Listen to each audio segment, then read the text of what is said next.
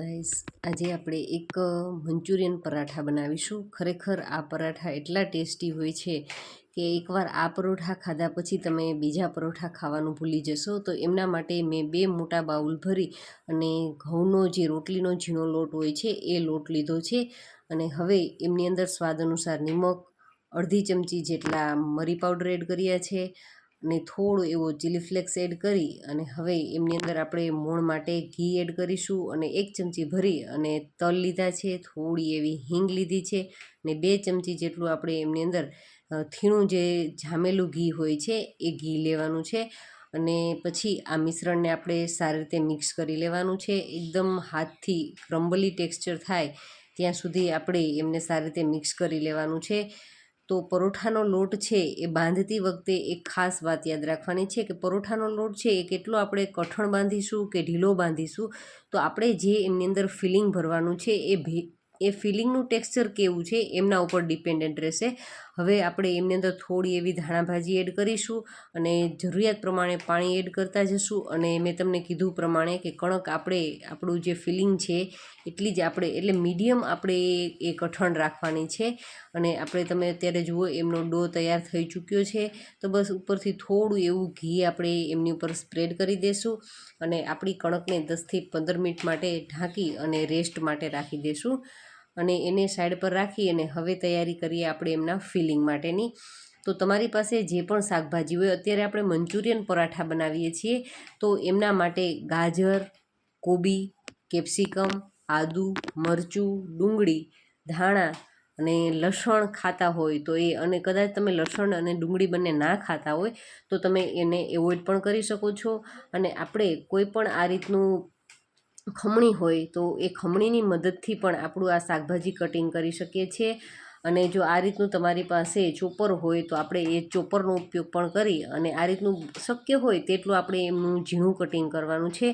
પણ જ્યારે ખમણ કરીએ ત્યારે ખમણને આપણે થોડુંક જાડું રાખવાનું છે। એમનું કારણ એ જ છે કે શાકભાજી છે એમાં ભરપૂર પ્રમાણમાં પાણી રહેલું હોય છે। તો જો ઝીણી ખમણીથી તમે ખમણ કરશો તો એમાંથી પાણી છૂટું પડશે અને પરોઠા વણતી વખતે થોડીક તકલીફ રહેશે। અને જો આ હું પરોઠા છે 6થી 7 વ્યક્તિ માટે બનાવું છું એટલે શાકભાજીની ક્વોન્ટિટી પણ વધારે છે। તમે તમારી જરૂરિયાત પ્રમાણે લઈ શકો છો। અને કેપ્સિકમ ને બધું જે શાકભાજી છે, ગાજર, કોબી, કેપ્સિકમ, એ હું બધાને અલગ અલગ મેશ કરું છું, તમે જોતા હશો। તો એમ કરવાનું કારણ શું છે, તો બધું શાકભાજીને કટિંગ કરવા માટે સમય થોડો કોઈમાં વધારે કોઈમાં ઓછો લાગે છે। અને ખાસ તો કેપ્સિકમ એવું શાકભાજી છે કે જેમાં પાણી છે એ વધુ પ્રમાણમાં હોય છે। તો એમનું જ્યારે આપણે કટિંગ કરતા હોય ત્યારે ખાસ ધ્યાન રાખવાનું છે કે એમાંથી આપણે થોડું ઓછું એમને આપણે પ્રેસ કરી અને કટિંગ કરીશું, કારણ કે થોડાક એમના મોટા પીસ હશે તો ચાલશે, નહીંતર એમનું પાણી છે એ વધારે છૂટું પડશે। અને હવે થોડી ધાણાભાજી એડ કરી અને આપણી પાસે રહેલા બાફેલા બટેટા, મેં 5થી 6 નંગ જેટલા બાફેલા બટેટાને સારી રીતે મેશ કરી અને લઈ લીધા છે। અને હવે આપણે એમની અંદર મસાલો કરીએ તો સ્વાદ અનુસાર નિમક અને 1 ચમચી ભરી અને મંચુરિયન મસાલો, અને આપણે મંચુરિયન પરાઠા છે એટલે આપણે એમની અંદર બંને સોસ એડ કરીશું। તો મેં એમની અંદર 1 ચમચી જેટલો સોયા સોસ અને 2 ચમચી જેટલો ટોમેટો કેચઅપ લીધો છે। અને તમે જો એમાં રેડ ચીલી સોસ છે, ગ્રીન ચીલી સોસ છે, વધારે તીખાસ કરવા માંગતા હોય તો તમે એ બંને પણ એડ કરી શકો છો। પણ જો આપણે બાળકોને ખાવા માટે બનાવતા હોઈએ તો એ એવોઇડ પણ કરી શકે છે, તો હું અત્યારે એ એડ નથી કરતી। અને લાસ્ટમાં આપણે એમની અંદર થોડો એવો મરી પાવડર એડ કરીશું। અને ખરેખર કોઈ પણ પરોઠા હોય એમની અંદર મરી પાવડરનો ટેસ્ટ છે એ ખૂબ જ સારો લાગે છે। હવે આપણે આ બધા મિશ્રણને સારી રીતે મિક્સ કરી લેવાનું છે। તો તમે જોઈ શકો છો, કલર જોઈને જ આપણે એકદમ જ ખ્યાલ આવી જાય કે આ ખરેખર પરોઠા છે એકદમ મંચુરિયન ટેસ્ટવાળા જ થશે। તો તમે જુઓ એમનો પરફેક્ટ મસાલો તૈયાર થઈ ચૂક્યો છે।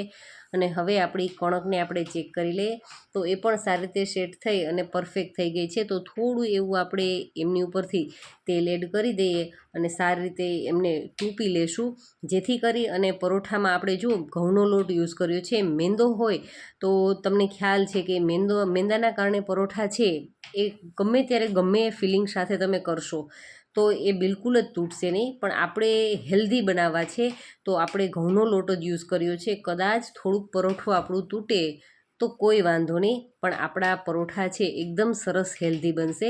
તો બસ હવે આપણે એક મોટો લુવો લઈએ અને આપણે એમની મીડિયમ થીક એવી રોટલી કરવાની છે. તો અટામણની સાથે આ રીતે જાડી એવી રોટલી તૈયાર કરી લઈએ. અને હવે એમની ઉપર હું થોડો કોરો લોટ છે એ સ્પ્રેડ કરું છું. એમના કારણે આપણું ફિલિંગ છે એ બહાર નીકળવાની શક્યતા થોડીક ઘટી જશે અને બહાર ફિલિંગ ઓછું નીકળશે. પણ શાકભાજીનું કટિંગ વધારે આપણે યુઝ કરીએ છીએ, ફિલિંગ વધારે, તો કદાચ બહાર નીકળે તો પણ કંઈ વાંધો નહીં, પણ આપણા પરોઠા ખરેખર ખૂબ જ ટેસ્ટી બનશે. તો બસ આ રીતે લુવામાં ઉપરનો જે એક્સ્ટ્રા લોટ છે એમને આપણે આ રીતે કાઢી અને હળવા હાથથી પ્રેસ કરી દેવાનું છે. અને આપણે અટામણની સાથે વળી પાછું આપણે એમને વણીશું. અને અત્યારે આ રીતે થોડું એવું આપણે હાથથી પ્રેસ કરીશું તો આપણે વણવામાં પણ થોડીક આસાની રહેશે.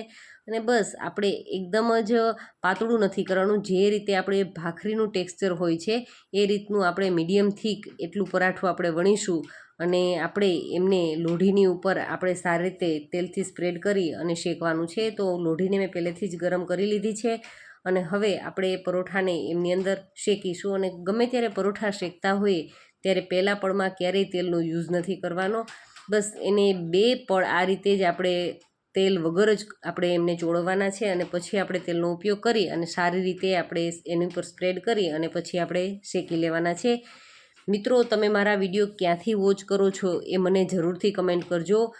અને અત્યાર સુધી પણ ઘણા લોકોએ મેં વિડીયોમાં કીધું ત્યારે કમેન્ટ પણ કરી છે. તો મને એ ખૂબ જ સારું લાગ્યું છે કે ઘણી જગ્યાએથી મારા વિડીયો છે એ વોચ થાય છે. અને તમે પરોઠા બનાવો છો તો તમે કેવા પ્રકારના પરોઠા બનાવો છો એ પણ મને ખાસ પરોઠાના નામ તમે કહેજો. અને શક્ય હોય તો હું પણ એ પરોઠાને જરૂરથી મારા ઘરની અંદર ટ્રાય કરીશ અને તમારી જોડે પણ શેર કરવાની કોશિશ કરીશ. ને મિત્રો, તમને મારા વિડીયો ગમતા હોય તો પ્લીઝ વિડીયોને લાઇક જરૂરથી કરજો. અને ચેનલને હજુ સુધી સબસ્ક્રાઈબ ન કરી હોય તો પ્લીઝ ચેનલને પણ જરૂરથી સબસ્ક્રાઈબ કરજો. અને મારા વિડીયો જો તમને સારા લાગતા હોય તો તમારા ફ્રેન્ડ્સ અને ફેમિલી જોડે પણ તમે એમને જરૂરથી શેર કરજો, જેથી કરી અને તમારા ફ્રેન્ડ સુધી પણ મારા વિડીયો પહોંચતા રહે. અને અત્યારે તમે જુઓ, આપણું પરોઠું પણ એકદમ સરસ શેકાઈ અને આવી ગયું છે. અને આખા ઘરની અંદર આમની સુગંધ છે ખરેખર આખા ઘરમાં ફેલાય છે. અને વગર મંચુરિયને આપણે બનાવ્યા વગર એક આ પરોઠા ખાવાથી જ ખરેખર મંચુરિયન ભૂલાવી દે એવા સરસ મજાના આપણા પરોઠા છે એકદમ જબરદસ્ત તૈયાર થઈ ચૂક્યા છે. એમનું ઉપરથી પડ પણ એકદમ ક્રિસ્પી છે. આપણે આ રીતે કટ કરીએ છીએ તો પણ ઉપરનું પડ છે એ તૂટતું જાય છે. તો એવા સરસ મજાના આપણા ટેસ્ટી મિક્સ વેજીટેબલવાળા મંચુરિયન પરોઠા એકદમ જબરદસ્ત તૈયાર થઈ ચૂક્યા છે. તો તમે આમને ટોમેટો કેચઅપની સાથે અથવા તો દહીંની સાથે અને કંઈ જ ન હોય તો તમે આ એકલા પરોઠા પણ ખાશો તો ખૂબ જ સરસ એવો ટેસ્ટ એમનો લાગશે. તો આપણા પરોઠા તૈયાર થઈ ગયા છે. Thank you for watching this videos.